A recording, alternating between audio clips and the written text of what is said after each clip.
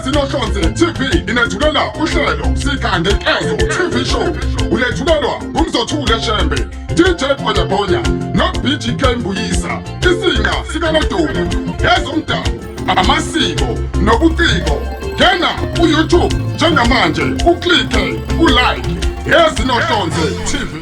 Ngibingelele mbukela lapha ekhaya igama uMzothule ngokashamba isibonge insizwa ehlekunazo insizwa eNingizimu Afrika bathi umvuka sikobdila yakhe lamasoka intombi ebedotsana empahleni umphendlamani umama omkhulu kwisigaqo sibhodo ngaphatha ngephezulu uthini nakulikana ngoba zonke intombi zilikundile hande manje cije mambo cije umshololo untombi zimbili enyaka nqathile sekemonti anoboni namajuba amabeleshe ngomaphatho tebezulu kunomakofu umkhotho odukweni ebindi ngithumile lapho wafa mina ngishilo ngathi zizokhala isazokhala mteka baba sila kwezinohlonze TV sivakashile ku155 ngaphathi kaKhansela usiyabonga engwakamfeka sizojabula sizovala iHeritage akhona ke amaqembu esokhuluma nabo iPK esokhuluma nazo nabantu esokhuluma nabo awubuke wena mbukela lapha ekhaya uthi Sikhangenkezo TV show njengamanje asiye kwesokuqala bathi usicelo uhambisana nama Sweet Voices sokhuluma naye njengamanje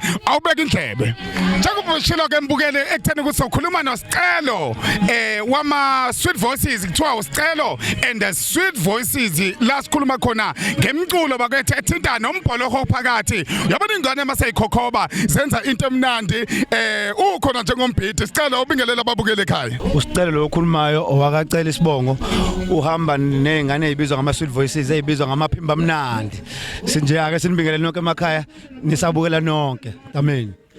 Kunjalo yabona Sicelo mfowethu ngibuka indlela esenza ngayo izingane nangendlela ezinyakaza ngayo masikhuluma ngokunyakaza uacta kwazo ukuthi lento ziyayazi zifundile mfowethu ukufundisa leli khono olingaka ezinganeni ngabe ukuthathephi mntaka baba mfowethu ngicabanga ukuthi ke izingane lezi zakhona nje kule ndawo esekuyona kodwa imixile ngoba ke zihlanganisa inanda yonke ya umsebenzi lona engiwenzayo kodwa ke ngibuye ngiwenze nasezikoleni njengoba ubona nje njengoba usho ukuthi uhlobo lomculo ophinde kube ngazuza umculo uhlobo lomculo womshado uhlobo lomculo engibuye ngiwenze nasesikoleni ke mangisuke ngiculisa hayi ukuthi nguthisha kodwa ke bake bangicele nje othisha ukuthi hayi ake uze mfoko acele uzosiza nazi izingane zethu kulomsebenzi kodwa that's why kungibona ngase ngasemakhaya ake ngivule iqembu ngoba ngiyabuka ukuthi emphakathini esikuyona izingane lesikhathi samanje azezilutho oluningi zihleli nje ngase ngithi hayi ake ngenze nalo uhlobo lomusic ngihlanganise ngokuhlukahlukana njengoba bekhona nabasinayo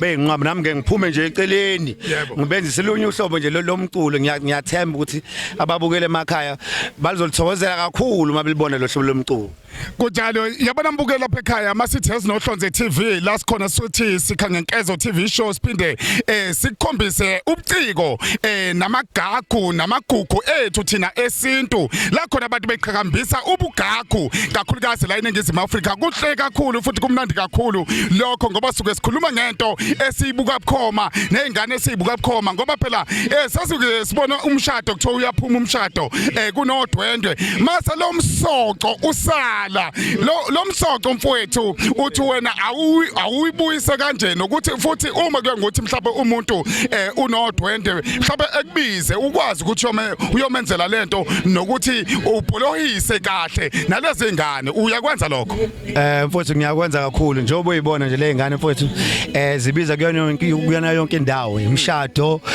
imemulo ikumzibizwa nje kuyona yonke indawo ngoba sithe ake sithatha lo hlobo lo music obese lingasanakekile sulenza lo kade lenziwa kudala ngicabanga ukuthi mabesuke belenza nje kunyakaza ngisho ugogo uqobo ngoba into ayenza lento ekukhuleni kwakhe kodwa ehamba yadlula singazi ukuthi adlisweni sasike ake sivuseke nathi sesiyenza ke ngohlobo lwamanje ngicathi ngohlobo lakudala yayingenazi insimbi sathe sithi hayi sayishintsha sesithi ake sifake insimbi ukuze izolokhuza nesizulwane samanje ama 2000 ngokuya nabo bekwazi lento ukuyenjoya sebeyibona ngendlela esiyenziwa njengabo lesikhathi samanje mntaka baba abantu abandingayo usungayi-advertiser utshela umbukeli lapha ekhaya ekutheni ukuthi nitholakala kanjani uma benidinga uma kuya ngokuthi bangena ey'nkundleni zokuxhumana futhi bayakwazi yini ukunithola ey'nkundleni zokuxhumana bebukele ubugagu omngaka ababubonayo nabo esibonile la ku-155 Mfowethu ngicabanga ukuthi ke uma besidinga thina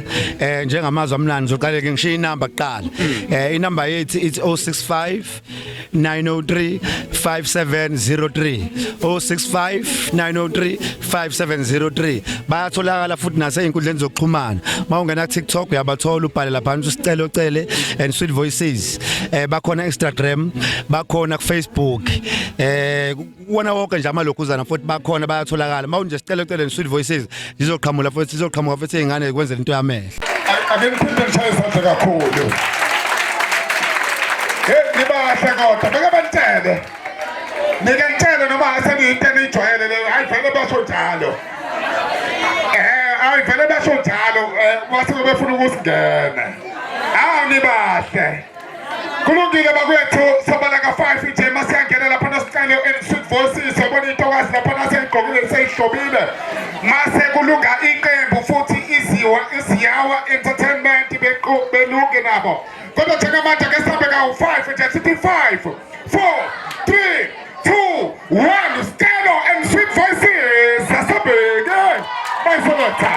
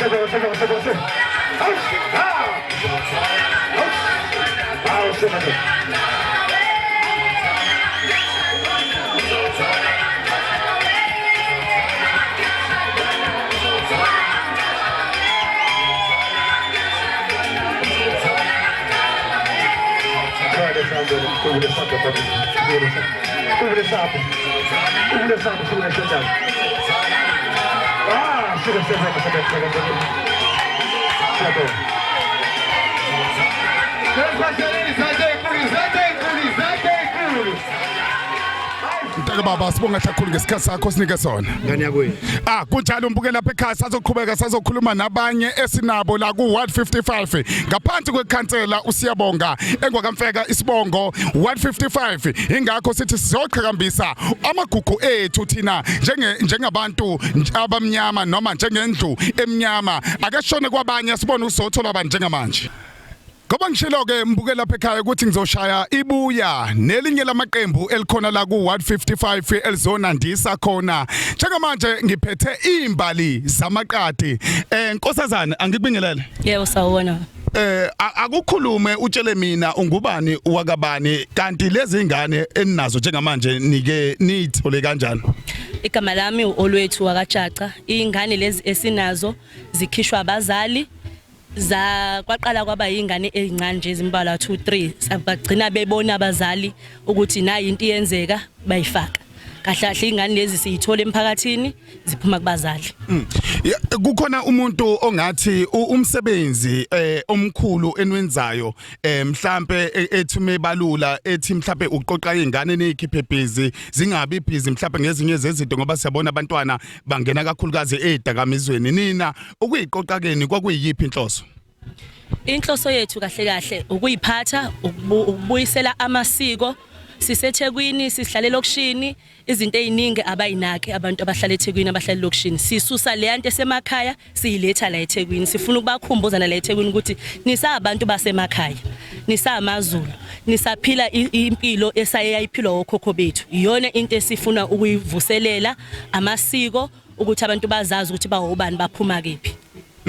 Uyayizwela ke mbukela lapha ekhaya masikhuluma kakhulukazi ngabantu ababamba iqhaza elikhulu emphakathini sikhuluma ngabantu abafana njengenkosazane kaJaca nabanye futhi abaningi abakwazi ukuthi beqoqe abantwana ukuthi bengabe uvanzi emphakathini nawe kungaba isibonelo kuwe njengoba uhleli lapha ekhaya ungangena ku YouTube njengamanje ungene lapha uthi ezinohlonze TV usubscribe njengamanje ezinohlonze TV uyosithola na kanjani sithi Sikhangenkezo TV show igama lami ngumzothule wakashembe sesibheke emaphetheleni nenkosazane ngifuna ukubheka ekutheni ukuthi abantu abandingayo banithola kanjani ukuze umsebenzi wenu niuveze kubona nabo bebona ukuthi izingane zabo ziufanele lo msebenzi okanje zingabe uvanze emphakathini.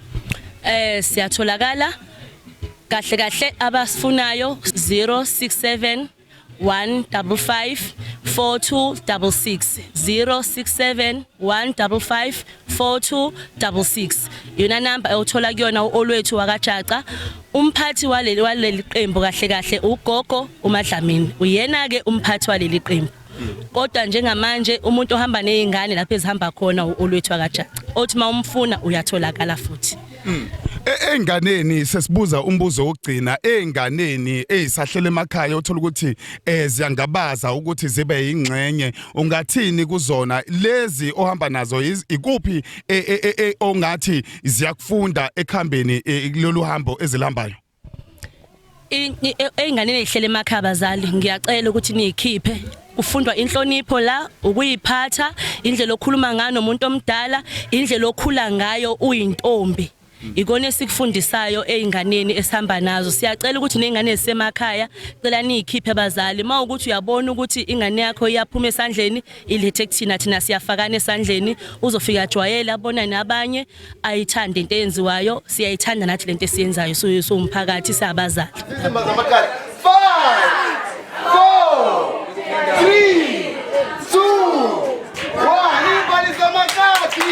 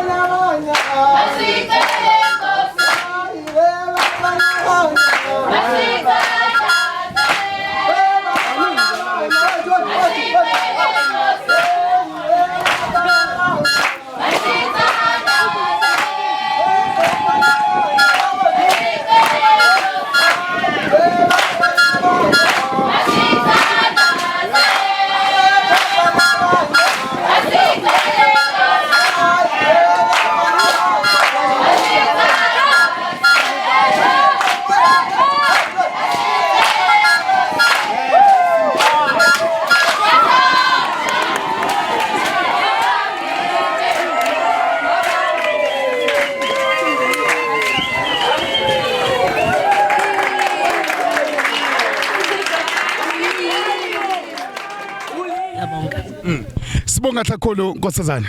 Siyabonga kakhulu. Kunjalo ke mbuke lapha ekhaya igama ngumzothule langa lakhe Sabatha Wasmani. Umzulu kalangaphuma siko nabalothala bangulu mahlombe ezingungunkubala. Okabhombela isitimela samampondo umnqala nkongo fole mbethu umhlaba nezulu. Kulungile. Asikhubeke sayobheka abanye sazokhuluma nabanye kungekudala njengamanje.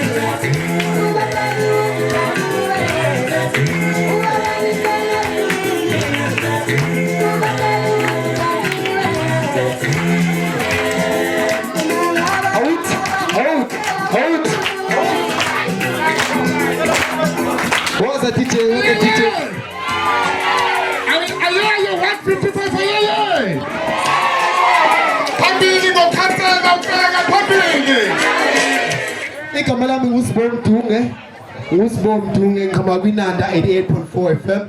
Bakhona abayazi inanda FM la ngaphakathi. Bakhona baziyo la ngaphakathi. All right. Okay. Khona balalela uhlelo lasekuseni kwinanda FM la ekhaya. All right. So igama lami uSibomdunge ngeza iRise and Rock Breakfast Show noZulu Boy. Sisakaza sobabili from Monday to Friday. Kusola ngo6 kuya ku9 ekseni. Njalo suke sinawo ekseni. So wangila namhlanje ngiyazi ukuthi nindela uZulu Boy. Wena uZulu Boy uyeza kodwa ubambekile umfowethu ingakethe. Akukhame wena kuqala ngikufithe ngendlela nezo. Ningabe ngisenithi uZulu Boy akekho. Cha uyezena kodwa manje ibambekile insizwa ngoba siyazi ukuthi umuntu obhizi. Kodwa ngokuhlonipha lo mcimbi uzoqhamuka. All right. Kanini shayito msobile ngibathe bomama bobaba. Into bizikiki zeshama kwela ma-out apha ma-out. Bapha bashama kwela. Mina ngasekhaya-ke mangabe kukhuluma MC ethi ake omama balilise balilizele omama bathule bazi babe manzi akazi banjani kuwa-59 kuwa-55 ake omama balilizele namhlanje mini abalilizele omama namhlanje mini sengenane wa-55 ziphi intombi zezi-scream zivunule ezinto ziyatoza zihapha azi-scream intombi lapha emuva ngendibona sengenane ni-right intombi zakuwa-55 azi-scream uhlanganisa imoya njengoba sila imoya yethu nje mningi iqhamuke endaweni ezahlukahlukene umkhuleko-ke uqoba konke-ke lokho ukhona-ke la umfundisi uTP Mavana uyena ozosibulela ngokukhuleka. Haleluya. Ngaphandle kwaNkulunkulu awukho umbuso. Ngibonga igama likaJesu. Sizothandaza abazalwane egameni likaJesu. Ngiyacela siphakameni thina sonke. Haleluya. Jesu amandla. Amandla. Amandla.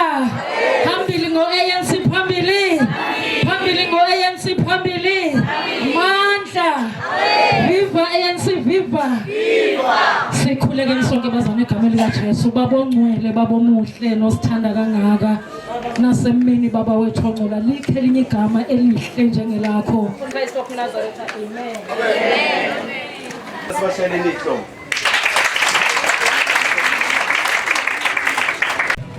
Makhona lesingaboni khona ngasolinye asikukusho lokho right. Sacela shaya izandla ezinkulu Thukumeni sonke njengamanje. Sengibukela ubaba Khansela ufeka ngaphambili estage. Shaya izandla kanzalwethu.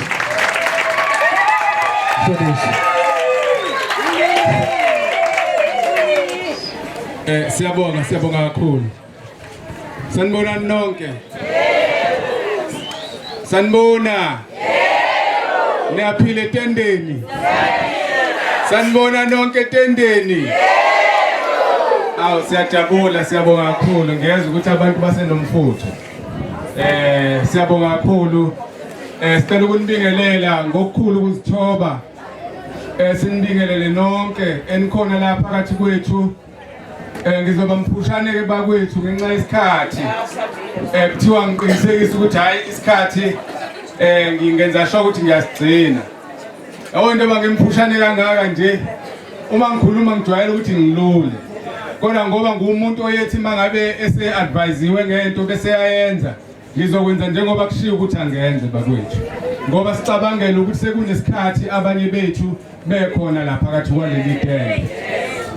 Siyabonga kakhulu ke ngibingelele izikhulu zami ngala engihambisana nazo. Ngiqale ngibingelele abahleli bomcimbi abasihlelele lo mcimbi esingawo namhlanje isikakhulukazi e-155 isanko ilidwa umfowethu uNgutshane usihlalo wayo ebambisene nonobhala wayo ubaba uCelo wakakhuzwayo nayo yonke leadership kaSanko ekhona phakathi kwethu. Sibingelele iward committee esebenza kakhulu nokubambisana nokhansela ekhona phakathi kwethu. Ngiyababona obaba uNjomane lapha ngemumva nabanye ahambisana nabo. Ngibingelele nehorum yethu ikhona iholwa umama uMavana ekhona phakathi kwethu. Ngiyababingelela ngokukhulu ukuzithoba. Bese ngibingelela ne-leadership ye-branch ye-ANC ekhona lapha phakathi kwethu. Ngeke ngimqede nonke bakwethu. Ngiyanibingelela kanonke ngokuba khona kwenu kulo mcimbi.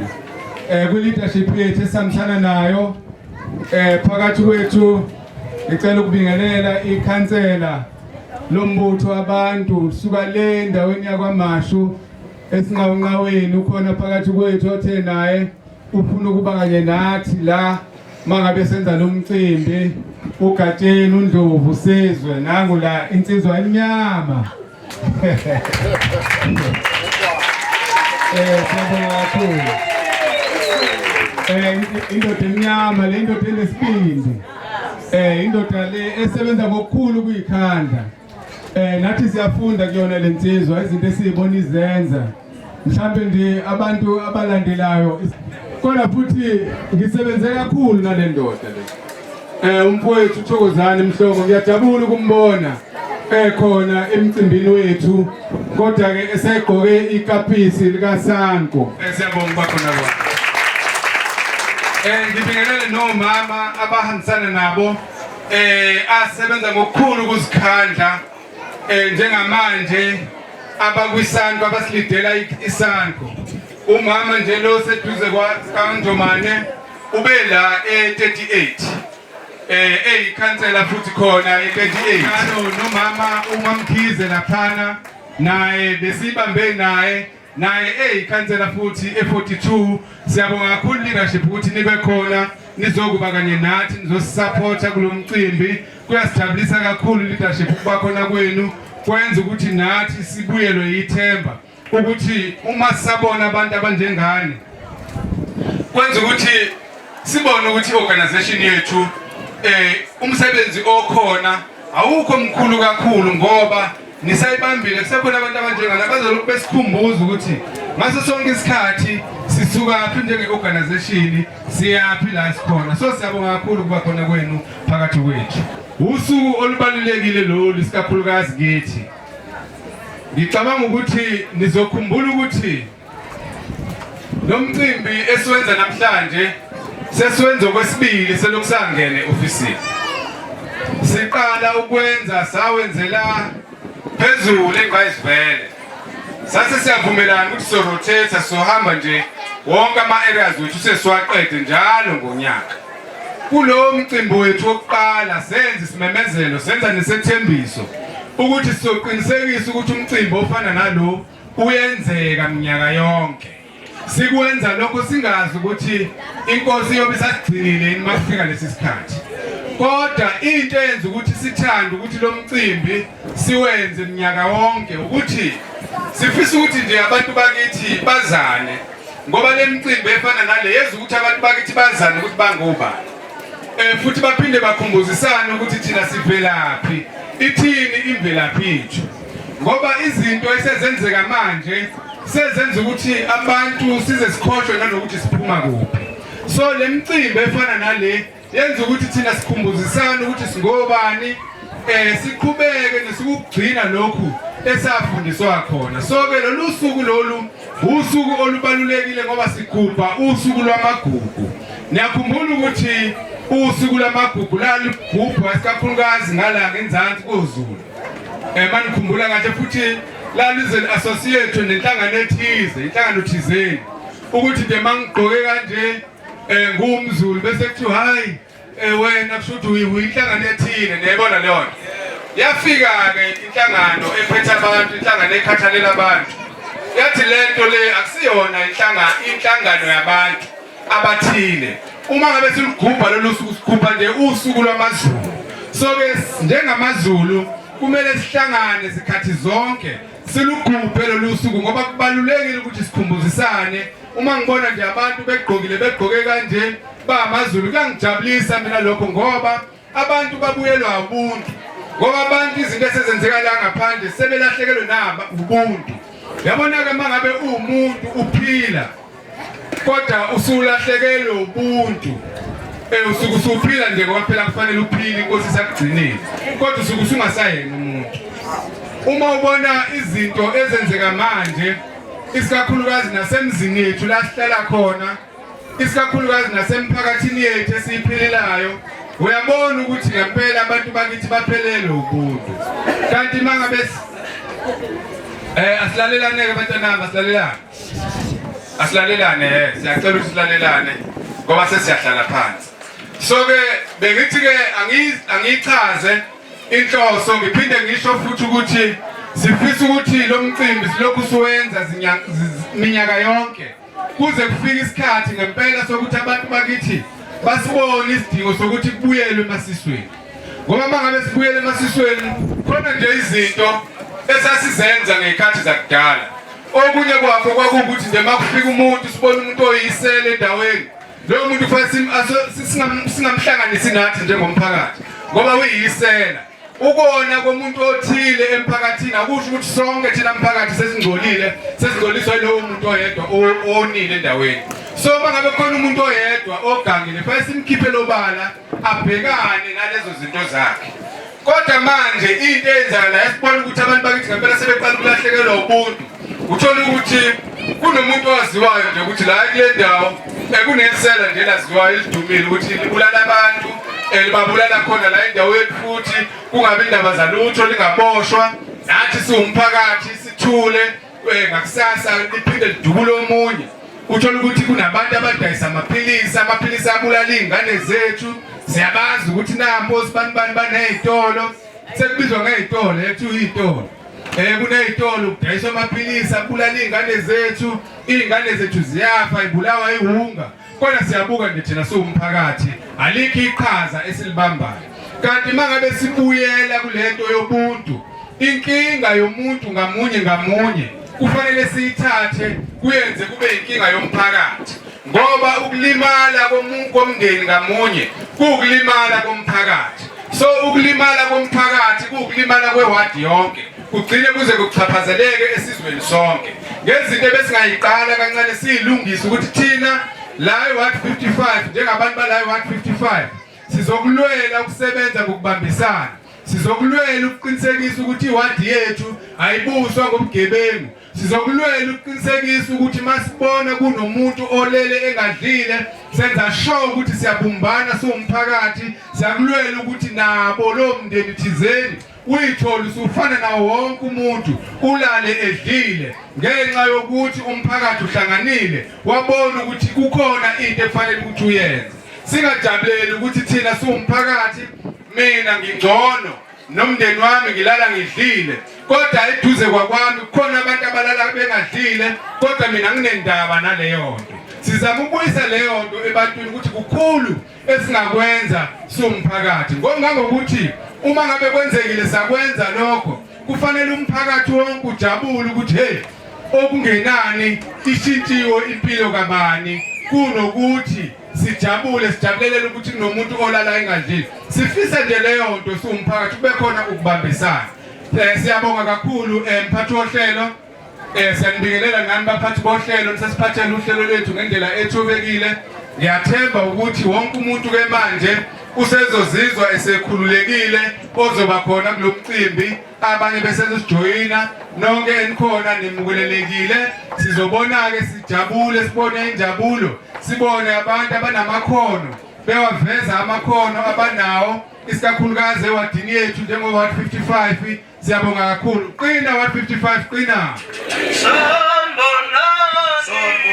Sanbona ngithi sanbona sanbona sanbona siyalibingelela sanbona sanbona sanbona sanbona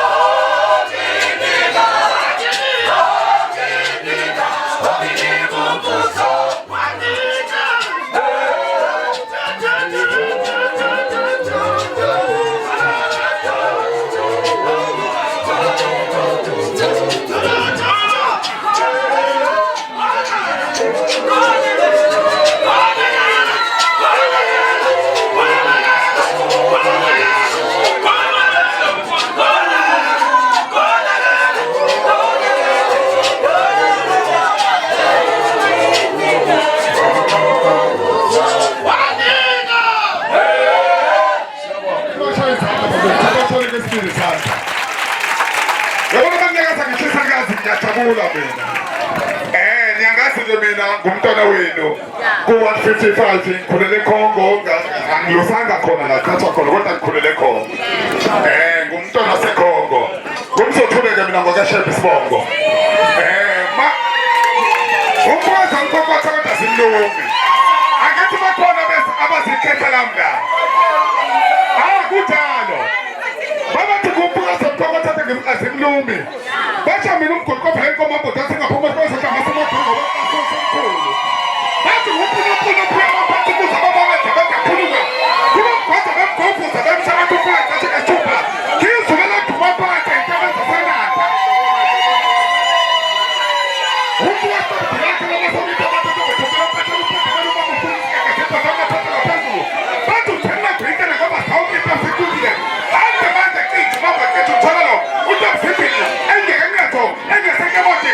Akabona noma thoma ukuthi phakathi kwaZulu. Unoma kokho ukudlula bithi kuthula lapho awafanye. Akenzumela.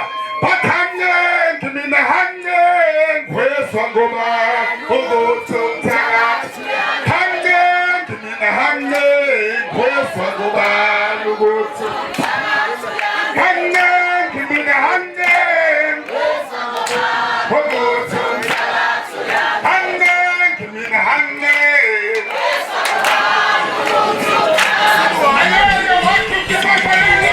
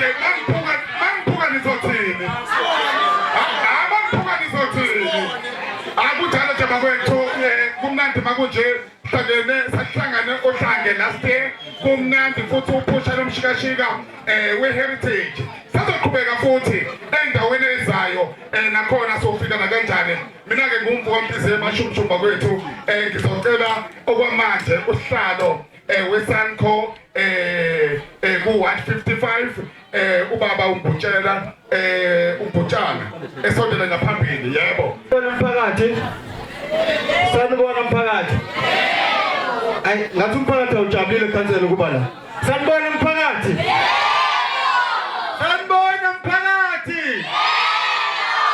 inamhlali qina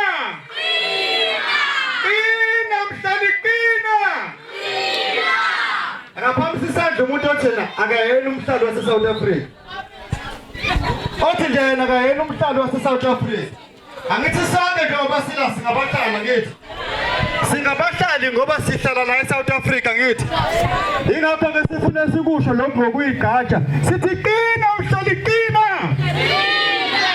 no ngiyabingelela umphakathi ngibabingelele abahlali base 155 siyabona nokuthi singabahlali base 155 sihanjelwe nabahlali bakwamanye amawadi ngibonile ubuholi base 154 abahlali ubuholi base 154 ngiyabona nobuholi bakwamanye amawadi nobuholi bezoni but ngifisa ukuqala ngibingelela kakhulu usihlalo wethu usihlalo waSanco usihlalo we-region waSanco ngokukhulu kuzithoba siyabonga ukuthi i-leadership from i-region yethu ikwazi ukuba phakathi kwethu sisebancanyana nje nathi sisafanda kuzalwa la 155 ngicabanga ukuthi sikhethwe ngomhla ka-8 kuyona le nyanga sasesithi masikhethwa sasithi no asikwazi ukuthi sikhethwe bese ingabonakali imisebenzi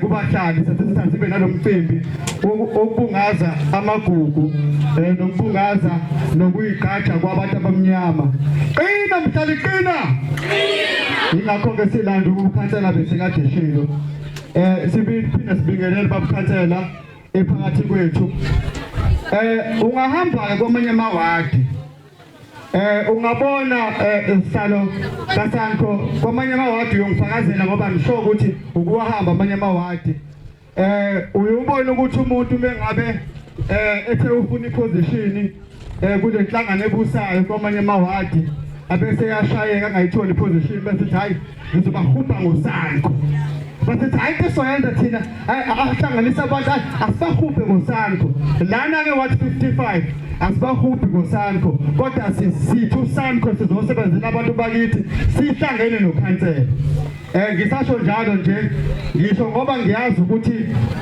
ayifew amawadi anoSanco i-executive yakhona ibe nokhansela futhi phakathi so siyajabula kakhulu la 155 ukuthi iwadi yethu ithe mangabe lontsha uSanco yayisithi cha asikwazi ukulontsha uSanco ozojaha ikhansela noma ozojaha ubuholi beANC noma ozojaha iward committee noma ozojaha iYouth League noma ozojaha iWomen's League noma ozojaha iSACP kodwa sonke singamadidiyela ndawonye sizobambisana ngalomshikashika esibhekene nawo angithi njengoba siyiphethe ipower ngokuka government kodwa asivumeli ukuthi umnotho asiwuphethe manje njengoSanco kufanele siyolekelela ugovernment wethu siyolekelela ama-structures ngokuhlukana kwawo ka-ANC noma umbimbi ukuthi sibuyiseke manje umnotho njengoba ipower political sesinayo qina mhlali qina ngilinkomo-ke bakithi ngabona njengoba nje ukhansela kade exolisa ukuthi siphuzile ukuqala wayesethi kodwa ukujabula soba nakho ngoba noma siphuzile ukuqala kodwa inkomo izodliwa yinini ngoba kuvamisile ukuthi abantu basebelithathile ukhetho kwamanye amawadi njalo mase belithathile ukhetho mase bejabula babungaze bodwa thina sithi sibungaza nomphakathi wethu osivotelayo qina mhlali qina so siyabonga kakhulu ubuholi bethu siyabona ubuholi be-SACP siyabona bukhona phakathi kwethu ubuholi be-Youth League ngibonile nobhalathi thiphesheya we-Youth League siyabona bukhona phakathi kwethu siyabona futhi ubuholi be-Ward Committee kakhulu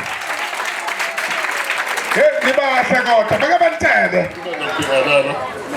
ngibingelela ukhansela ngibingelele ama-members i-REC yakhona ngibingelela program directors ngibingelele ama-structures ngokuhlukana kawo i-Alliance SACP SACP ANC Youth League Women's League yabona njengoba singabahlala sibashile ama-development committee okusuka ngama-structures lawa asuke ndila nokhansela straight ngoba singabahlali thina sithi qina mhlali qina amandla thina somtshela kalula sisakho ukuthi hayi inkathi la kufanele ukuhambe kanje isakho ayakhelwe ukulwa namakhansela noma ukulwa nama-structures ushilo usalo walapha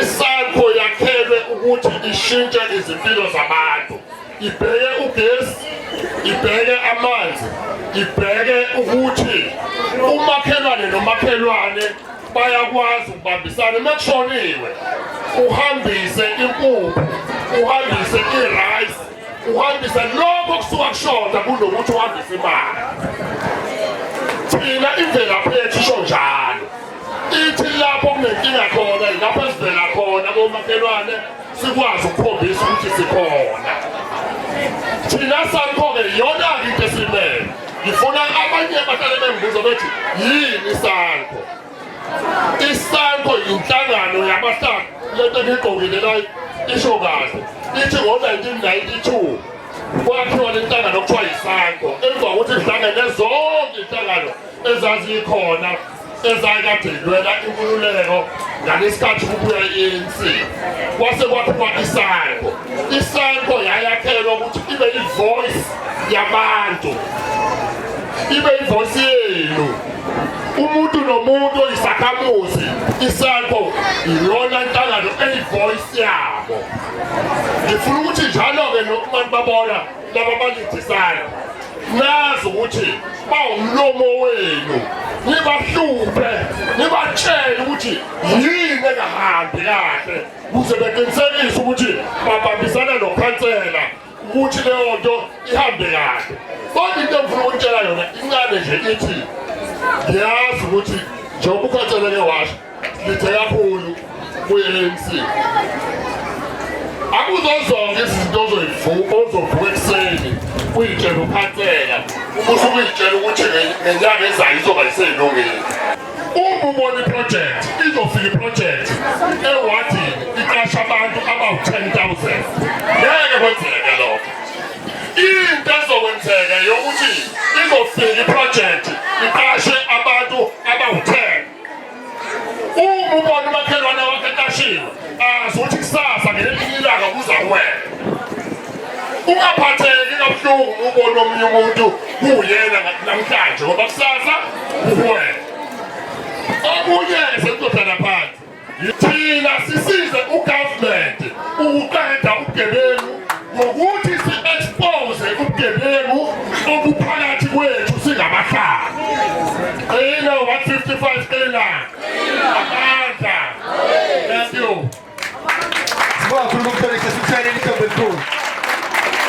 uzihlelo ubugebengu isile futhi isigebengu la ePhoenix nje kuba njengane eneminyaka ewu-3 efuna iminyaka ewu-8 efuna grade 3 iphethe insango iphathisa umalume wayo yebo umalume uboshiwe-ke njengamanje ngisacela ukubiza leli qembu elilandelayo njengamanje kuthiwa ngabe kusayidonsisi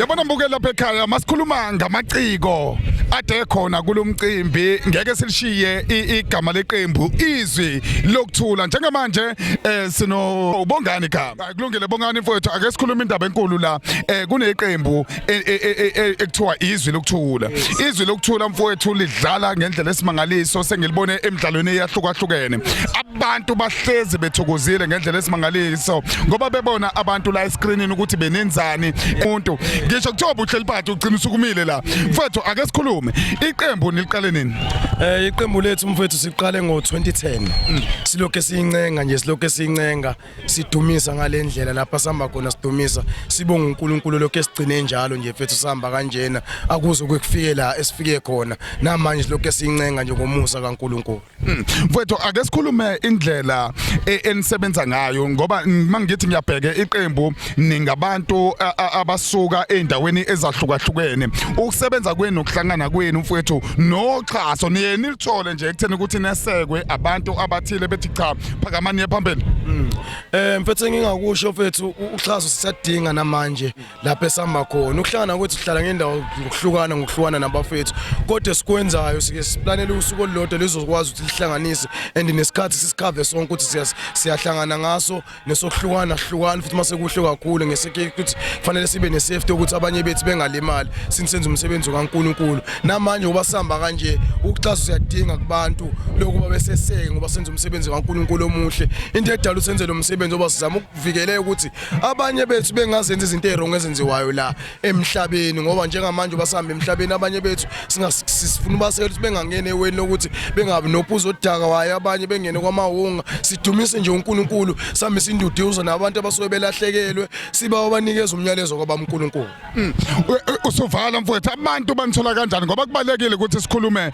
nombukeli lapha ekhaya ukuthi nitholakala kanjani ngoba mfowethu uxhaso nilidinga akusondela abantu bezothi cha nakho mfowethu enginixhasa ngayo omunye nganixhasa nangekhumbi ethi hayi ngoba ngenani la ikhumbini yeni lekhumbi namba zonke indawo ibrandwe ngegama lenu mfowethu ngifuna ukuya lapho banithola kanjani abantu into engayenza mhlambe sikutholana sishiya inamba yethu le namba engishiyayo ikhona kuma social media yonke indawo iyatholakala ya WhatsApp ya Facebook yenza yonke into so singajabula kakhulu masingibizile inamba ukuthola ixhaso kakhulu yazoba sikila nje sijabula kakhulu ngokumenye kulomcimbi sijabule ngalendlela ukuthi nje abantu nasi masifika bebe kusijabulela ukuthi nazi lezi insizwe ezibanye bayasaza bebe beqala ukusibona sibonga kakhulu nasekhanseleni kakhulu elikwenzile so njengamanje mangishiya nami inamba yethi 065 933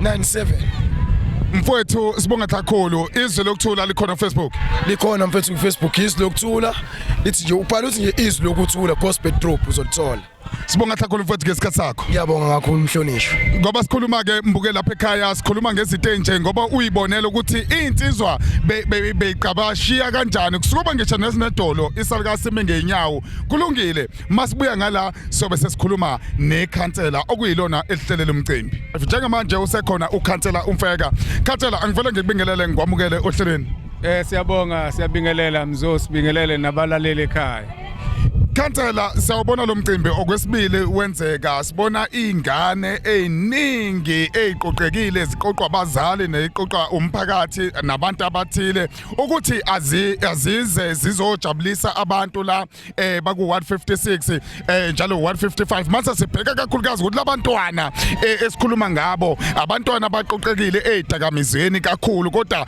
wathi asiqinise nala emagugwini sizwile nenkulumo yakhe nehlonzo ungathini nje kumbukeli osekhaya ukhuluma naye njengamanje siyabonga kakhulu mzo sibonge nombuzo osibuza wona uyasilekelela kakhulu ukuthi sichazele nabalaleli emakhaya isikakhulukazi abangekho la namhlanje ukuthi kungani sihlangane la namhlanje sibonga kakhulu isikakhulukazi sibonge nakulabo abakhona sibonge nabasemakhaya inhloso ukuthi sihlangane la namhlanje ukuthi 1 sifuna ukuqinisekisa ukuthi esikakhulukazi ewadini yethu siqale sibuyise lento yokuthi sizigqaje esikakhulukazi ngobuntu ngoba indawo engenabo ubuntu esikakhulukazi kuba nzima ukuthi ikwazi ukubhekana nezingqinamba esibhekene nazo ngoba sesaphelelwa ubuntu so sizama ukubuyisa leyo nto ke ebantwini ukuthi ndiyake sibe nobuntu sazi ukuthi sivelaphi singabantu abamnyama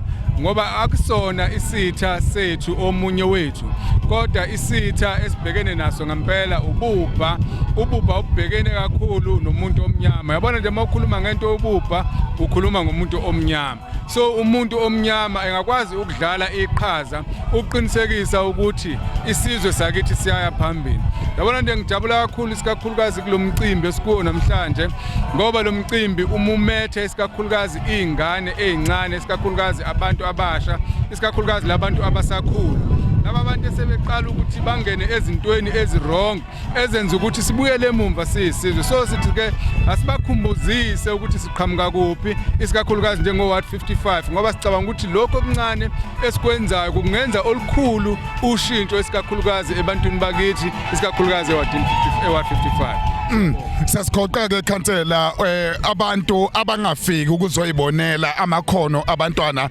nohleli nengane uthola ukuthi inalo ikhona engazi ingene kakhulukazi kuyidakamizwa ungathini kumphakathi nje usugoqa siyafisa nje isikakhulukazi abangekho la ngoba baphuthelwe kakhulu ukubona into engiyibonayo ukuthi kanti hey abantu bakithi esikakhulukazi intsha ivaleleke kangaka njengoba ihlele emakhaya ingezi lana ngoba umama ubaba ukhulu ugogo umkhulu abahlezi nezingane ezingena ezidakamizweni sithi abayisondeze isikakhulukazi zize ngaphambili ngoba yabo le zinto ezenziwa lezi zingane la zikwazi ukuthi sezingakwazi nalokuthi ziziphilise ngalamakhono la ezinye ziyasina ezinye ziyadansa so kwethu ukuthi sicoordinate lezi zingane ehlangane ndawonye sibe nendlela ukuthi lento yenzeka namhlanje ingenzeki kuphela njalo ngoSeptember kube ukuthi into esiyenzayo ngoba izovikela kakhulu isikakhulukazi nesizwe sethu Sibonga kakhulu Khansela Kunjalo ke mbukela lapha ekhaya sibonge kakhulu kuKhansela ade sikhuluma ngayo uKhansela usiyabonga Mfeka waku Ward 55 ade sikhuluma naye kube intokozo enkulu ukuthi naye simthole masihlaba ikhwelo noma ehlaba ikhwelo sasondela sathi cha asibe khona siyibuke lento ethita amagugu namaciko na yonke into emnandi ivalwa nje inyanga kaSeptember okuyinyanga yamagugu okwakho nje mbukela lapha ekhaya ungasubscribe uthi Asinohlonze TV subscribe nje manje uthi Asinohlonze TV uphinde nje ulibuke uhlelo lethu olumnandi ngendlela esimangaliso elithi Sikhangenkezo TV show kumvuka sikopdi la khala masoka umntombi beyidotsele empahleni umzulukala ngaphuma siko nabalothala bahangula umzukulwane kabhombela isitimela samampondo umnqamango ngufela embethe umhlaba nezulu mina nawe ayidibana nangesonto elisayo la sithi khona Sikhangenkezo TV show yipa